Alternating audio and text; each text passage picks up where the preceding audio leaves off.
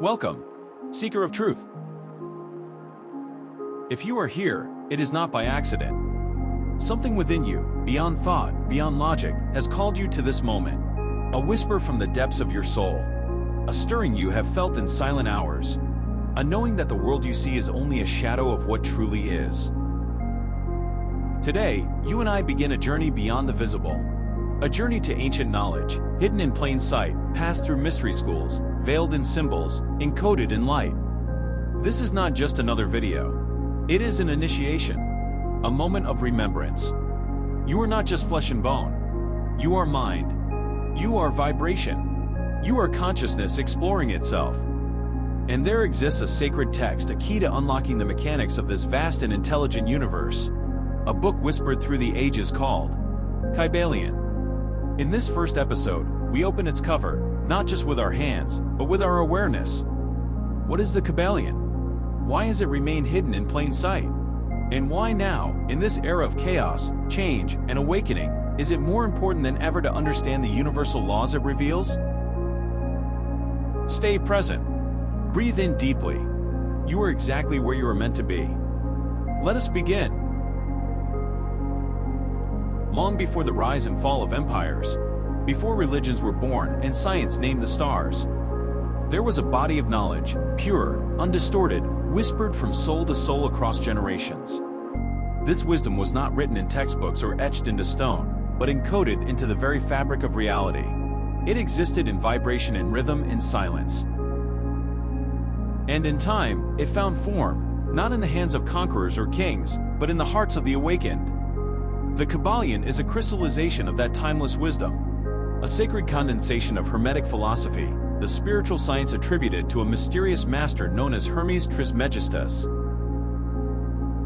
Known as the thrice great, Hermes Trismegistus was said to have mastered the three great planes of existence: the physical, the mental, and the spiritual. He was not merely a man, but a legend, a being so evolved in wisdom that both ancient Egypt and classical Greece claimed him as their own. To some, he was Thoth, the scribe of the gods. To others, he was Hermes, the messenger between worlds. But to those who have truly understood, he is the symbol of universal mind awakened. The teachings he passed down, through scrolls now lost, through whispers buried in temples, became the foundation of Hermeticism, the sacred science of consciousness, creation, and cosmic law. And it was from these fragments of divine wisdom that the Kybalion was later born. The Kybalion appeared in the early 20th century, quietly, without fanfare, without a known author. It was published under the name The Three Initiates, a veil of anonymity that only deepened its mystique. Who were these initiates? Some say they were students of ancient wisdom, preserving what was once nearly lost. Others believe the authorship itself was a test, to see if the reader would seek the message or just the messenger. But what matters is not who wrote it. What matters is what it reveals. Kybalion is not a book you read. It is a book that reads you. Each time you open its pages, it meets you where you are, and reveals more, only when you are ready. It does not ask for belief, it asks for inner knowing. It does not impose, it invites. This is why so many have encountered it, but only a few have truly entered it. Hidden within the lines of Kybalion are not just ideas, but laws. Immutable, eternal, unbreakable laws that govern all levels of existence, from the rotation of galaxies to the beating of your heart, from the birth of stars to the manifestation of thoughts. These laws do not depend on your belief. They are not man-made. They are not religious. They simply are.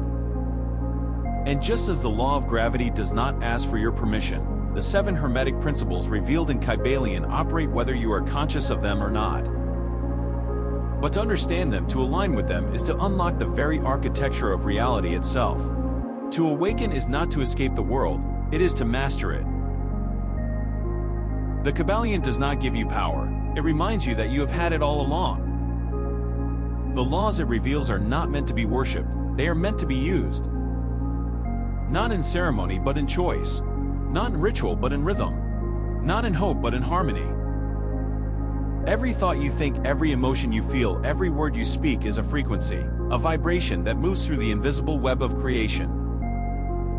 The question is, are you broadcasting with awareness or by default? To know these laws is to become the conscious architect of your reality. And that journey does not begin in the heavens. It begins within you. Behind the appearances of life, behind the chaos, the change, the emotion, and the form, there is order.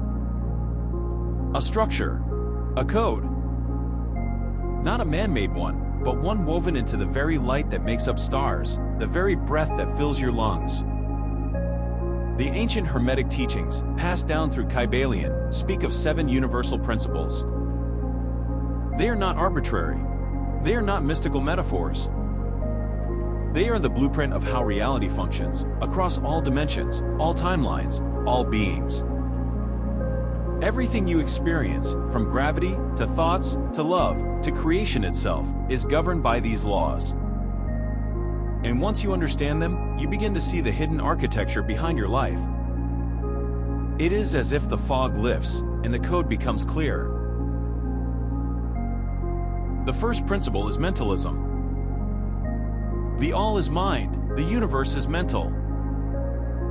This is the root from which all Hermetic wisdom grows. Everything you see, touch, hear, or experience exists first in consciousness. The universe is not a machine. It is not dead matter randomly colliding in space. It is a living mind. Creation is a thought. Form is an idea held in place by attention. Your entire life, every joy, every challenge, every synchronicity, is the outer reflection of an inner pattern of thought. This is not metaphor. It is literal. Your thoughts are not passive, they are generative. They are the seeds of reality.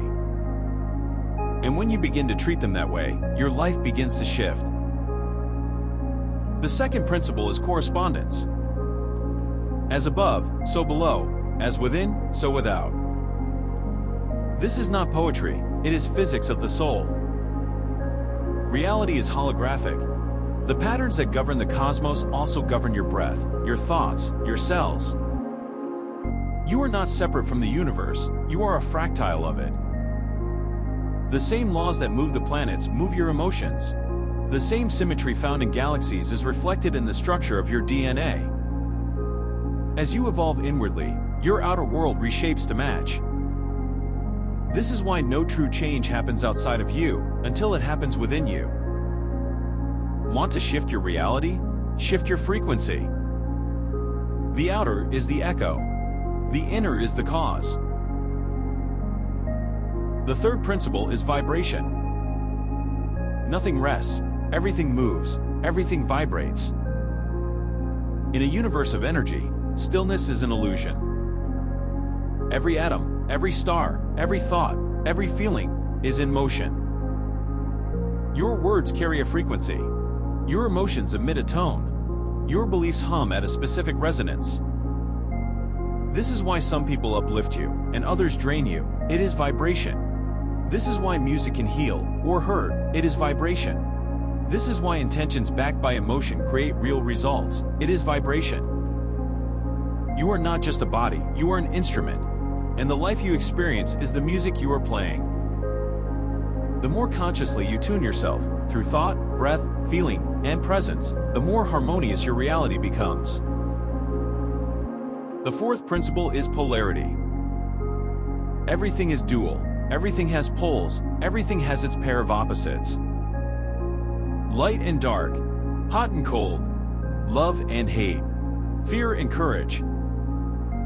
These are not separate things, they are the same force, expressed at different degrees. Heat and cold are simply varying rates of vibration. Light and dark are degrees of illumination. Love and hate are extremes of the same emotional spectrum. The principle of polarity teaches us that nothing is truly absolute. Everything exists on a continuum. And the moment you understand this, you gain the power to transmute. You can shift your inner state, from fear to faith, from confusion to clarity, from resistance to flow. You become an alchemist of emotion. Not by resisting the dark, but by learning to move toward the light. The fifth principle is rhythm. Everything flows, out and in. Everything has its tides. All things rise and fall. Life is not a straight line, it is a wave. Inhale, exhale. Sunrise, sunset. Joy, sorrow.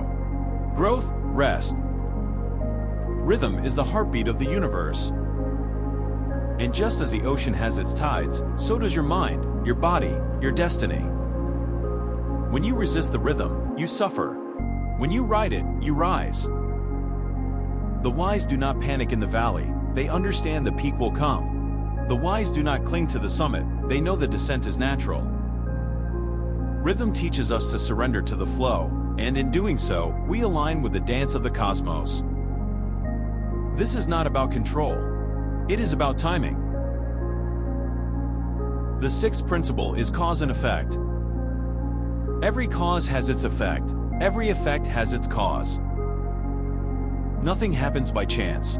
Coincidence is an illusion for those who do not see the deeper threads. Every thought, every action, every word, every choice sets into motion a wave of energy that must return. Whether that return takes moments, days, or lifetimes, the principle is always at work. You are not a victim of life, you are a creator within it. Most people are effects, pushed and pulled by circumstance, reacting to patterns they do not understand. But the moment you become conscious, truly aware, you step into the realm of causation. You begin to plant seeds instead of chase shadows. You begin to create with intention instead of react in confusion. The game changes when you realize you are the cause. The seventh principle is gender. Gender is in everything. Everything has its masculine and feminine principles. This is not about male and female bodies, it is about energetic polarity. The masculine principle is projective, logical, focused, active. The feminine principle is receptive, intuitive, expansive, creative. Both exist within every being, every cell, every act of creation. When these forces are balanced, the universe births new realities. You see this in electricity, in magnetism, in conception, in manifestation. Most people are dominated by one, either too forceful or too passive.